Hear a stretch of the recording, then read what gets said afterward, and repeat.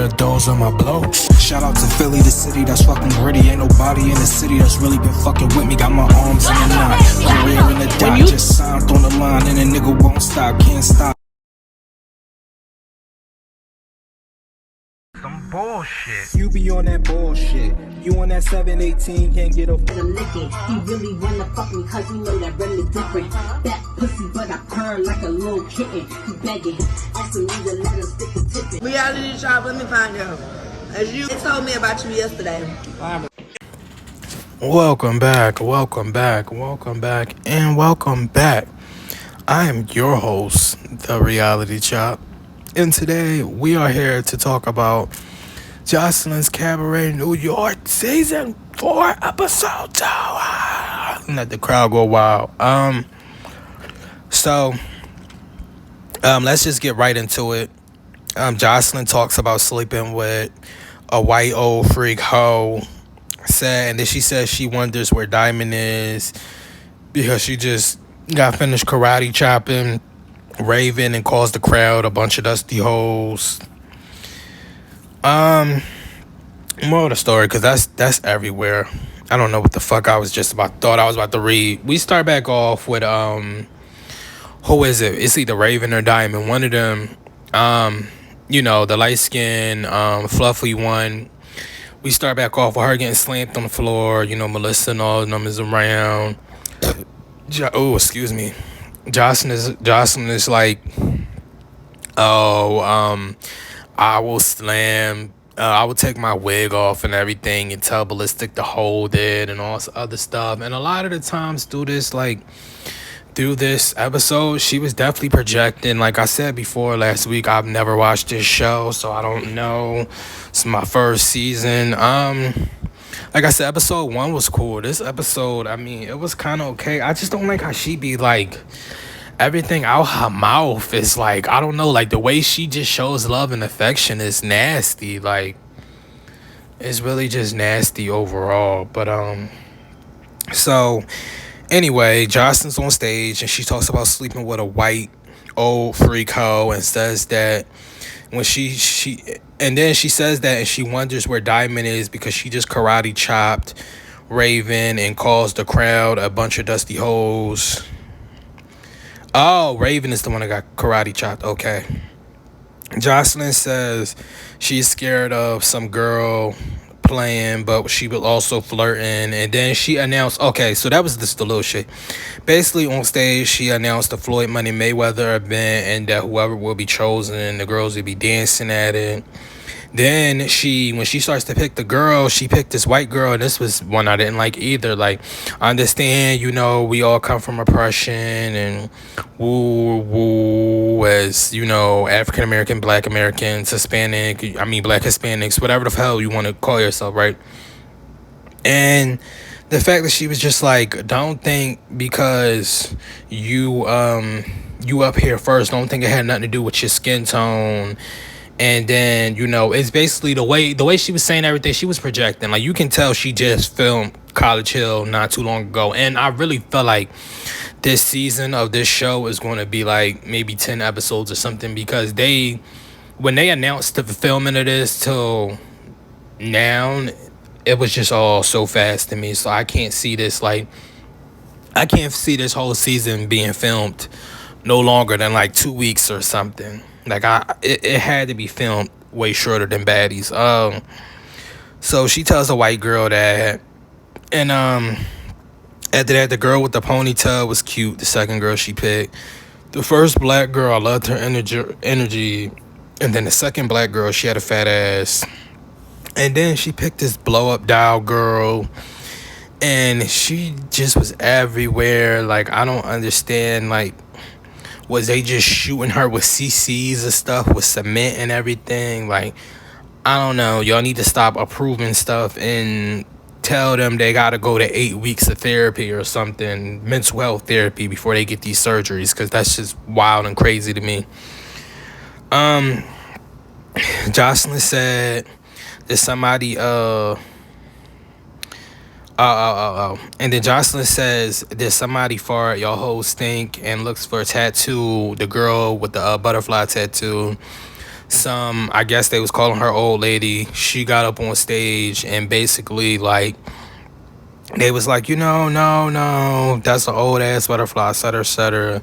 Then she let Ballistic pick a lady, which I really like. The way the energy was, it was giving me like you be letting Ballistic sleep with like, you get what I'm saying, one of the Cabaret girls y'all like or something. Like, yeah, she made that whole joke about her, not liking girls or etc. or whatever. But it's like, bro, I guarantee you, just like how you and Stevie did with Mimi, I guarantee you, like, you done slept with one of those girls, you and him. And then she lets Ballistic pick a lady. Joseline talk about breaking a number of girls down and tell them to stop farting because she might have to cover her drink. And after a while, that just started to just get cringy. Like, all right, yo, like you know what I'm saying? Like, it's giving me like you like to smell ass or something. Like, relax. Natural, we get the outside. Natural throws a punch. The crazy thing is, this episode felt like it went so fast, but it didn't. But it was like, I guess because they was kept moving the scenes back and forth, but it really was a lot going on, but it really was nothing going on all at the same time. It's one of those like fever dream situations. But anyway, Natural throws a punch at Yummy and missed, and apparently this is from a season 3 fight, if I'm not mistaken. Y'all know this is my first season watching. This is from a season 3 fight where they fought and Yummy snuck her. Wet attacked Yummy, and she said she'd insert herself. Wet always gotta be a part of something. Yummy has a blade in her hand, and Yummy says you're not going to hit her and get away with it. And then security says she has to get rid of the blade. And Yummy really was acting scared though. It's not even the fact that she had a blade, because it's just like, okay, let's just take any situation out of her having a blade, and let's just really put it on the Yummy situation. You snuck this girl at an event, and you knew, well, not at an event, on a last show, well, not the exact last show, but y'all know what I mean. And you knew you was gonna have to see her. Miss Natural said it's been like 2 years. Some people, they just keep that same energy. It's not gonna be a whole bunch of growth in this, that, and the third. Like, you gonna get whooped, and that's basically what we seen at the end. But Yummy says nobody's not going to hit her and get away with it. Security says she had to get rid of the blade. Yummy goes into the locker room. She attempts to give a speech. This girl, before she gives a speech, says she does voodoo on this, that, and the third. But in my whole thing, because I actually know people who do voodoo, if you do voodoo, she wouldn't have just claimed she did voodoo that fast right off the back. Like, it was giving me we trying to be like a Judy or something, or you trying to mimic past reality stars or something, like, or it was giving me like a defense mechanism, like, all right, let me just say I'm doing voodoo so nobody fuck with me. And it's like you rushed into it too fast. People who do voodoo, when they just announced it like that, like, miss, I call Cat, but whatever she do, she do. But listen, I know some people, and yeah, no, they don't just go in and be announcing they do voodoo. Anyway, this is all the girls. The girls didn't really look like they care.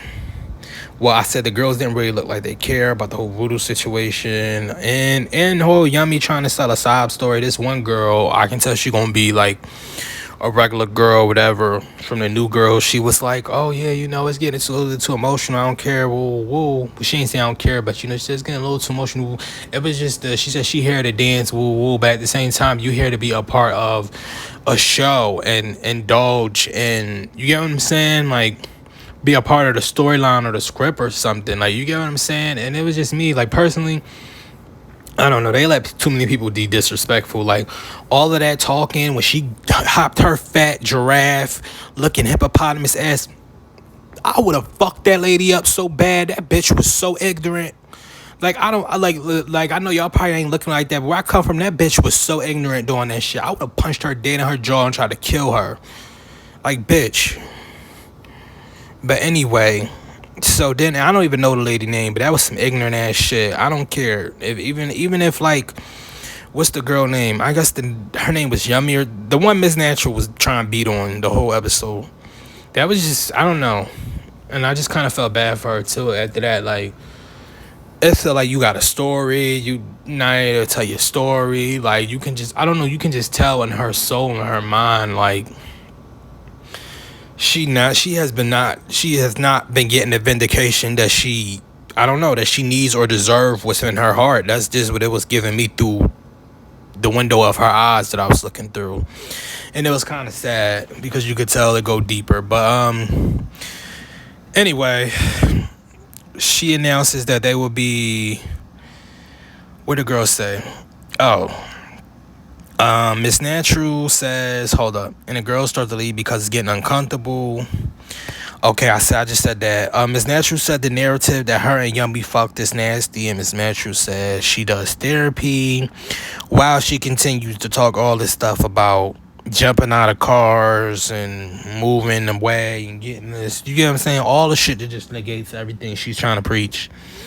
Miss Natural said the narrative that they get on the topic of the big girl and Miss Yummy and then talk about her body and stuff. I think this not the same big girl. Miss Yummy and then talk about her body and stuff, and the projection and the hate is really sad because I thought it was coming somewhere, like they was about to connect the dots, or like I know this girl, but they literally just start talking about this big girl, this fluffy girl, and I was like, wow, that's sad to me personally. But and then it's like the girl, I don't know what girl this is, but she says she's a sapiosexual, and I see nothing wrong with that because a lot of people is just out here fucking nowadays, and it's just like, more power to you if you really trying to get to know somebody before you fuck, because a lot of these people out here is just trifling. Like, y'all just be horny, y'all be fucking on anything, like y'all be a whole disgrace out this bitch. And that's why I be chilling, and I just listen. I'm good. It ain't even. Listen. I ain't gonna lower my standards for a motherfucker. Listen, at all. Like, I don't know. It's just, I don't know. Just that whole situation is another topic within itself. It's really sad how that has gotten in the world as well. Like, people really just don't have no self-esteem, no nothing anymore. But anyway, not saying you having low self-esteem is a bad thing, because I all feel like we go through our own situations in life. But it's just sad overall, just how like just society overall, just like everybody just like bro, it's just like bro. Anyway, Joseline says the girls and Joseline meet. She said if you're not smiling you could leave. She announces they will be moving in the house tomorrow, and Floyd is on 11th, so we might see what's that girl name? I don't know, the girl that got jumped or whatever at the Joseline thing, allegedly. We might see her on like the third episode or something. And Natural gets called first in the top 4, then Lucky, and then Blonde Hair. And Miss Natural says she's not dressed to do shit. And even though y'all meeting at the club, so it's like, if you been here or you a vet to this, like, don't act dumb to this. But anyway, Yummy gets called out by Joseline for having security, and Joseline talks to Yummy about Natural, and then Wet performs. Pretty BBW woman gets called to get her spot. Joseline likes how she smiled and etc. And then she throws shade at Amber Rose and then says if you call her anything but black, she gonna pop the shit out of you and only start yelling at another black girl who has shade on. Like, okay, Bob, all of this is insecurity and it's sad.